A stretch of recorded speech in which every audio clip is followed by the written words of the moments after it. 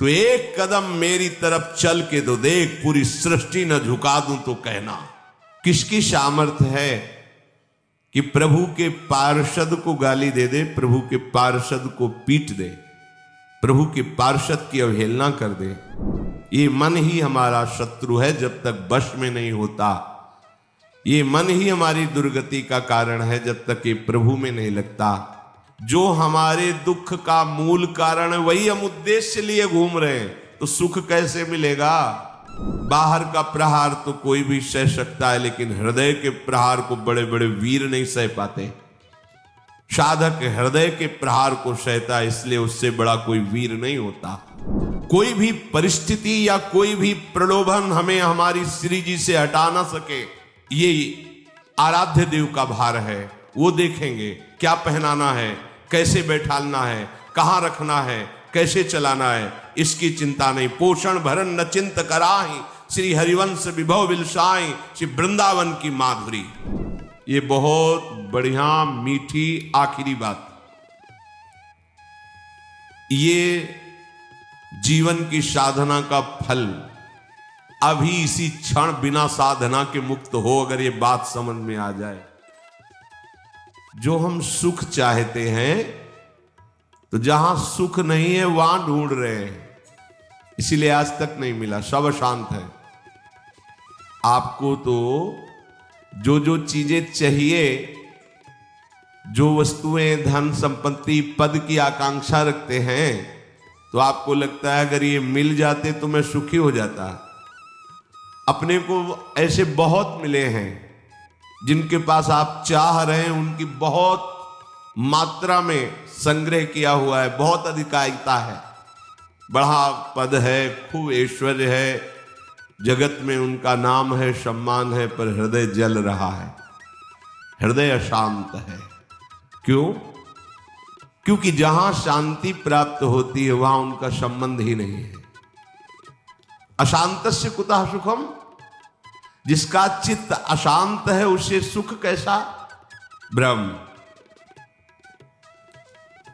कुछ वर्ष की आयु, शरीर समाप्त हुआ, न पद रह गया, न संपत्ति रह गई, न नाम रह गया, न व्यवहार रह गया, न परिवार रह गया। अकेले अपने कर्मों की पोटरी बांध करके फिर नया जन्म, फिर वही पढ़ाई लिखाई, दुनिया का प्रपंच। नहीं तो अन्य योनियों में कीड़ा मकोड़ा, पशु पक्षी। विश्राम कहां है? अध्यात्म योग में। श्री भगवान कह रहे निःश्रेयसाय, मतलब दुखों का आत्यंतिक नाश, दुख का लेस नहीं जहां। अब अपने तो दुखालय में रह रहे हैं, तो सुख को इसी में ढूंढ रहे हैं। तो हम समझते हैं कि अरबों खरबों रुपया मिल जाए, सुंदर सुंदर भोग सामग्री मिल जाए, मैं सुखी हो जाऊंगा। ऐसे अभी इसी भूमंडल पे हैं जिनको खुद पता नहीं कि मेरे पास कितनी धनराशि है। रोज नए नए भोग भोगते हैं, पर नींद नहीं आती, नींद की दवा लेना पड़ता है। मानसिकता बिगड़ी हुई है, विक्षिप्त है, हृदय जल रहा है, हर समय भयभीत है, कहीं ऐसा ना हो जाए, कहीं ऐसा। सुख विनिश्चितम बदामि तेन अन्यथा वचांस में, गोस्वामी जी कहते, मैं सत्य कह रहा हूं, मेरी बात अन्यथा नहीं। जब तक तुम हरि भजन नहीं करोगे तब तक तुम्हें त्रिकाल में, त्रिभुवन में कहीं भी शांति नहीं। छूटवे के जतन विशेष बांधे जाएगो, वह विष भोजन जो सुधा सानी खाएगो। अगर अमृत भी खाएगा तो विष बन जाएगा। हरि विमुखता में तुझे कहीं शांति नहीं मिलेगी। अगर हरि के सन्मुख हो तो विष भी अमृत हो जाए। गरल सुधा रिपु करहि मिताई, गोपद सिंधु अनल शीतला। आग शीतल चंदन की तरह हो जाएगी। समुद्र जो अथाह अगाध है वो गाय के खुर के गड्ढे के समान हो जाएगा। विष अमृत बन जाएगा। दुश्मन सब मित्र बन जाएंगे यदि हरि की कृपा हो जाए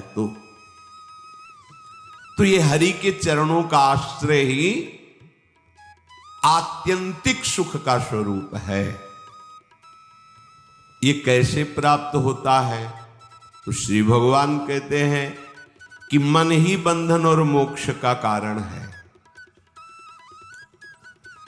चेता खलवश्य बंधाय मुक्तये चात्मनो मतम। ये तुम्हारा जो चित्त है, जो मन है, यही तुम्हारे बंधन का कारण है। ये जब किसी विषय का चिंतन करता है भोग भावना से, किसी व्यक्ति का चिंतन करता है राग या द्वेष से, तो ये बंधन का कारण बन जाता है। अगले जन्म की ये पूरी तैयारी करा देता है। नाना प्रकार के भ्रमात्मक दुख सुखों में फंसा देता है। और जब यही मन प्रभु का चिंतन करने लगता है, प्रभु के नाम का, प्रभु के रूप का, प्रभु की लीलाओं का, प्रभु के गुणों का, प्रभु के भक्तों का, तो यही मोक्ष का खुला हुआ द्वार हो जाता है। यही मन, जब मन किसी व्यक्ति को भगवत भाव से, किसी भोगों को प्रभु की सेवा में अर्पित करने के लिए, यही मोक्ष का कारण बन जाता है। और जब किसी भोगों को स्वयं भोगने के लिए और किसी व्यक्ति को राग द्वेष से, यही बंधन का कारण स्पष्ट। इसीलिए भगवान बहुत जोर देते हैं अनन्य चिंतन पर। तुम्हारा चिंतन भगवत भाव से निरंतर चलता रहे तो जितनी श्वासें हैं वो प्रभु को अर्पित कर देने का फल होगा, प्रभु के समीप पहुंच जाना। ये तो बहुत कठिन है। मन को संसार के चिंतन से हटा करके प्रभु के चिंतन में लगाना है तो बहुत कठिन है, क्योंकि हमारी आसक्ति हो गई है शरीर में, शरीर संबंधियों में, भोगों में, पद प्रतिष्ठा में। बड़ा सुख लगता है जब हमारा यश, हमारी प्रतिष्ठा, हमारा मान, हमारा ऐश्वर्य, हमारा संबंध ये बहुतायत में दिखाई देता है तो अहंकार को बड़ा सुख मिलता है। यही दुख में फंसने का मूल कारण है। और संसार में यही उद्देश्य रखा जाता है। देखो ना ब्रह्म, जो हमारे दुख का मूल कारण है वही हम उद्देश्य लिए घूम रहे हैं, तो सुख कैसे मिलेगा? धतूरा बोओगे तो विषय खाने को मिलेगा ना, अमृत तो नहीं मिल जाएगा। अगर धतूरे में एक जीवन नष्ट करने की सामर्थ्य है तो मान, प्रतिष्ठा, प्रशंसा, भोग, भावना ये कई जन्म नष्ट करने की सामर्थ्य रखता है। बुद्धि हमारी भ्रमित है, इसलिए हम समझ नहीं पा रहे। विष तो एक जन्म मारता है, विषय देखो ना, जब से सृष्टि हुई आज तक मार ही तो रहा है। मरते मरते थक गए, मरना नहीं मिटा, फिर मरना पड़ेगा।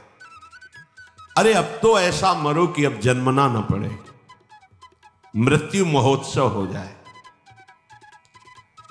तो हे प्रभु, ये आसक्ति हमारी हो गई है शरीर में, शरीर संबंधियों में, भोगों में। तो जहां हमारी आसक्ति होती वहीं हमारा मन चित्त चिंतन करता है।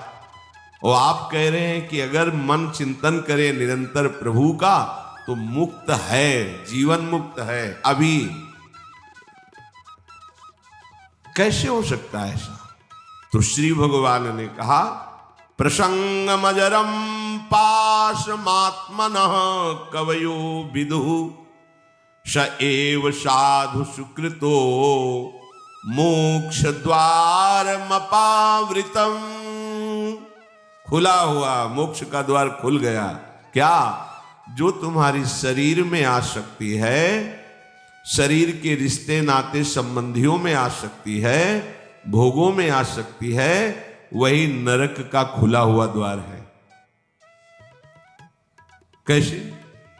त्रिविधम नरकस्येदम द्वारम नाशन मात्मना कामः क्रोधा तथा लोभा तस्मादेत्रयम् त्यजेत। जब तुम शरीर भाव से होते हो तभी तुम्हें काम वेदना सताती है।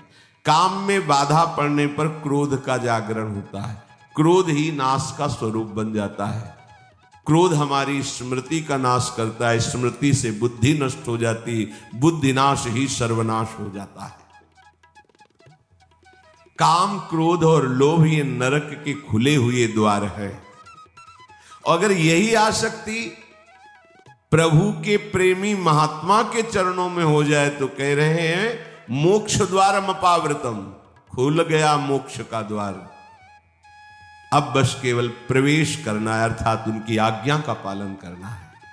जो आसक्ति शरीर में, भोगों में, संबंधियों में है, यदि वो श्री भगवान के प्रेमी महात्मा सदगुरुदेव के चरणों में हो जाए तो मोक्ष का खुला हुआ द्वार है। अजात शत्रुभा, अगर एक भी व्यक्ति के प्रति शत्रु भाव रहेगा तो यहां लौट के आना पड़ेगा। एक भी व्यक्ति से आसक्ति हो गई तो लौट के आना पड़ेगा। मृग के बच्चे से हुई मृग बन गए, पुरंजनी से हुई पुरंजनी बन गए। हमारी ऐसी भगवत भावना बढ़े कि पूरी सृष्टि में कोई एक भी शत्रु ना हो। जो तुमसे द्वेष करे उसको प्रणाम करो।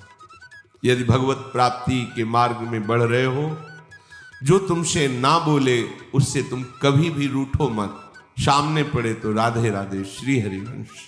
कभी ऐसा नहीं कि ये तो दुष्ट है मैं गाली देता, नहीं नहीं, हमारा प्रभु ही हमारे हृदय को मजबूत करने के लिए ऐसा स्वांग रच रहा है। सच्ची मानना, भगवान अपने भक्त को समर्थ बनाने के लिए लीला करते हैं। वही है, कोई दुष्ट नहीं है। किसकी सामर्थ्य है कि प्रभु के पार्षद को गाली दे दे, प्रभु के पार्षद को पीट दे, प्रभु के पार्षद की अवहेलना कर दे। ये भगवान इसीलिए